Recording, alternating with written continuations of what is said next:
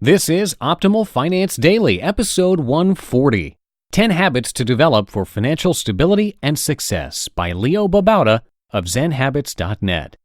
Get ready to maximize your potential with Optimal Finance Daily, the podcast that brings you the best content in personal finance 5 days a week. Your optimal life awaits. Now here's your host, Dan Warren. Hi everyone, welcome back to Optimal Finance Daily, where I read to you from some of the best personal finance blogs anywhere. And today's post is from Babauta of ZenHabits.net, and we've actually got some great spreadsheets that go really well with this particular post. You've probably heard me talk about these spreadsheets before, but it's worth mentioning again because they are that good. We have one spreadsheet that helps you see your net worth and how much you're earning and spending broken down into categories, plus a very simple to use retirement calculator and more. And all of it is free just for being part of our little podcast family at oldpodcast.com. Now you can enter your email address there at the website, and not only do you get all these tools from us, but you'll also be entered to win books each and every month. Again, all of this totally free, so come visit oldpodcast.com, or you can join really quickly by just texting the word financial to the number 44222. That's financial to 44222. But for now, let's hear Leo's tips as we optimize your life. 10 Habits to Develop for Financial Stability and Success by Babauta of ZenHabits.net. Just like any goal, getting your finances stable and becoming financially successful requires the development of good financial habits. I've been researching this topic extensively in the last few years in my quest to eliminate debt, increase my savings, and increase financial security for my family. I'll talk more about these habits individually, but I wanted to list them in a summary. I know, but I'm a compulsive list maker. Here they are in no particular order. 1. Make savings automagical. This should be your top priority, especially if you don't have a solid emergency fund yet. Make it the first bill you pay each payday by having a set amount automatically transferred from your checking account to your savings. Try an online savings account. Don't even think about this transaction, just make sure it happens each and every payday. 2. Control your impulse spending. The biggest problem for many of us. Impulse spending on eating out and shopping and online purchases is a big drain on our finances, the biggest budget breaker for many, and a sure way to be in dire financial straits. See Monitor Your Impulse Spending for more tips. 3. Evaluate your expenses and live frugally. If you've never tracked your expenses, try the 1-month challenge. Then evaluate how you're spending your money and see what you can cut out or reduce. Decide if each expense is absolutely necessary, then eliminate the unnecessary. See How I Save Money for more. Also, read 30 Ways to Save $1 a Day. 4. Invest in your future. If you're young, you probably don't think about retirement much, but it's important. Even if you think you can always plan for retirement later, do it now. The growth of your investments over time will be amazing if you start in your 20s.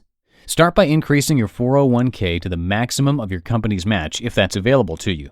After that, the best bet is probably a Roth IRA. Do a little research, but whatever you do, start now. 5. Keep your family secure.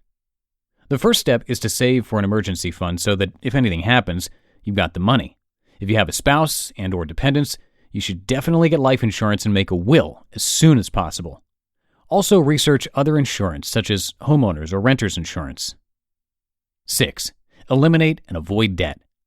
If you've got credit cards, personal loans, or other such debt, you need to start a debt elimination plan.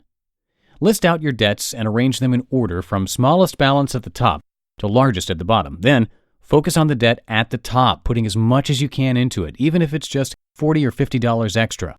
More, of course, would be better. When that amount is paid off, celebrate. Then take the total amount you were paying, say $70 minimum payment plus the $50 extra for a total of $120, and add that to the minimum payment of the next largest debt. Continue this process with your extra amount snowballing as you go until you pay off all your debts. This could take several years, but it's a very rewarding process and very necessary. 7. Use the envelope system. This is a simple system to keep track of how much money you have for spending. Let's say you set aside 3 amounts in your budget each payday. One for gas, one for groceries, one for eating out. Withdraw those amounts on payday and put them in 3 separate envelopes. That way, you can easily track how much you have left for each of these expenses. And when you run out of money, you know it immediately. You don't overspend in those categories. If you regularly run out too fast, you may need to rethink your budget. 8. Pay bills immediately or Automagically. One good habit is to pay bills as soon as they come in. Also, as much as possible, try to get your bills to be paid through automatic deduction. For those that can't, use your bank's online check system to make regular automatic payments. This way, all of your regular expenses in your budget are taken care of. 9. Read about personal finances. The more you educate yourself, the better your finances will be. And 10. Look to grow your net worth. Do whatever you can to improve your net worth, either by reducing your debt, increasing your savings, or increasing your income, or all of the above. Look for new ways to make money or to get paid more for what you do. Over the course of months, if you calculate your net worth each month, you'll see it grow, and that feels great.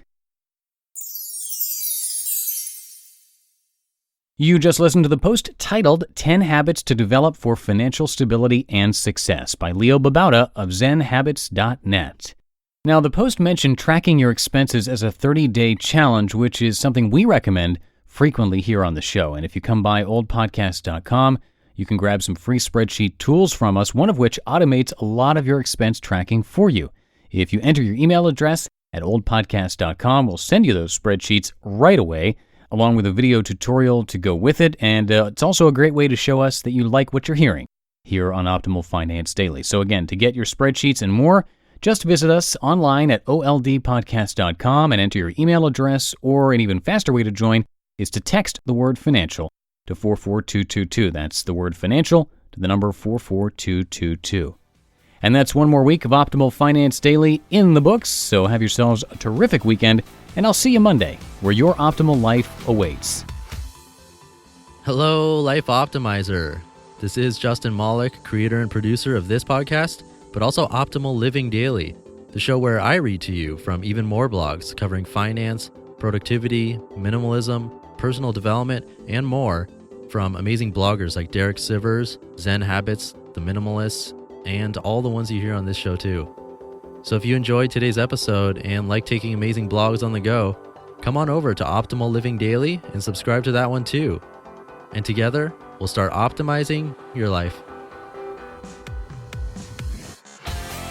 You've been listening to Optimal Finance Daily. Be sure to hit the subscribe button to stay up to date on each new episode, and head to oldpodcast.com, that's OLDpodcast.com, for a free gift as well as more actionable tips and resources to help you maximize your potential. Thanks for joining us, and remember, your optimal life awaits.